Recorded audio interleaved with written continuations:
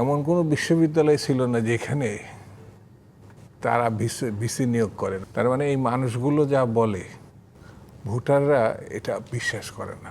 অন্তর্বর্তীকালীন সরকার ডক্টর ইউনূস বাংলাদেশের রাজনীতিতে যে কালো অধ্যায়ের সৃষ্টি করছে এবং তার দায়টা যে রাজনৈতিক দলের উপর বর্তায়, সেটা থেকে তাদের বেরিয়ে আসা খুব জরুরি। 100 বছরের মধ্যে 100 বছর প্রায় কাছাকাছি যে পার্টি তৈরি হয়েছে, এই প্রথম সরকার না বিরোধী দলের আসনে আসছে 100 বছরের পরে। তো এই দেশ ভূখণ্ড আবার পাকিস্তান, বাংলাদেশে, এখানে আবার মুসলিমের সংখ্যা বেশি, প্রায় 80-র উপরে। তারপরেও যে দলের নামের আগে ইসলামী লেখা আছে, তারপরেও কিন্তু এইটা কাজ করে নাই। তার মানে এই মানুষগুলো যা বলে ভোটাররা এটা বিশ্বাস করে না।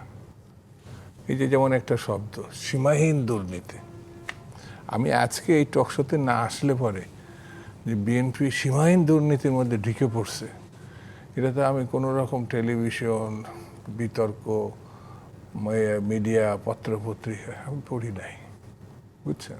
নগদ নিয়ে এলো হার না মানা হার অফার। সর্বনিম্ন 10,000 টাকা রেমিটেন্স নগদে পাঠালে থাকছে স্বর্ণের হার জেতার সুযোগ। তো আবার এই যে আপনি একটুখানি পিছনে গেলে পরে আবার অসুবিধা আছে। আপনি যদি একটু পিছনে যান তাহলে বলো এখনই আলোচনাটা করেন।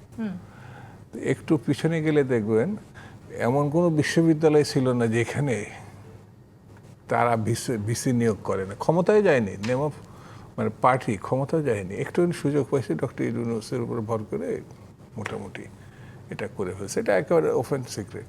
কিন্তু জামায়াত ইসলামী অভিযোগ করছে যে আপনারা এখন ক্ষমতাকে কুক্ষিগত করে রাখতে চাইছেন, মানে সব জায়গায় আপনারা নিজেদের লোককে রেখেছেন এবং আপনারা যে দুর্নীতি করেছেন সেটারই একটা বড় প্রভাব হচ্ছে এখনকার এই নানান ধরনের সংকট। এটা আরো বেশি বলতে পারো 5 বছর পরে যখন বিএনপি নির্বাচনে যাবে তখন এটা বোঝা যাবে।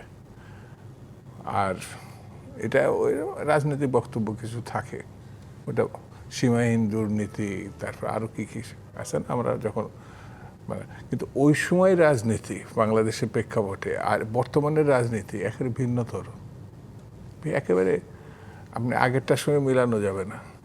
সেই জন্য আমার কাছে মনে হয়েছে যে বাংলাদেশের রাজনীতিতে আপনি যেভাবে করেন না কেন, আলোচনা করেন না কেন, অন্তর্বর্তীকালীন সরকার ডক্টর ইউনূস বাংলাদেশের রাজনীতিতে যে কালো অধ্যায়ের সৃষ্টি করছে এবং তার দায়টা যে রাজনৈতিক দলের উপর বর্তায়, সেটা থেকে তাদের বেরিয়ে আসা খুব জরুরি।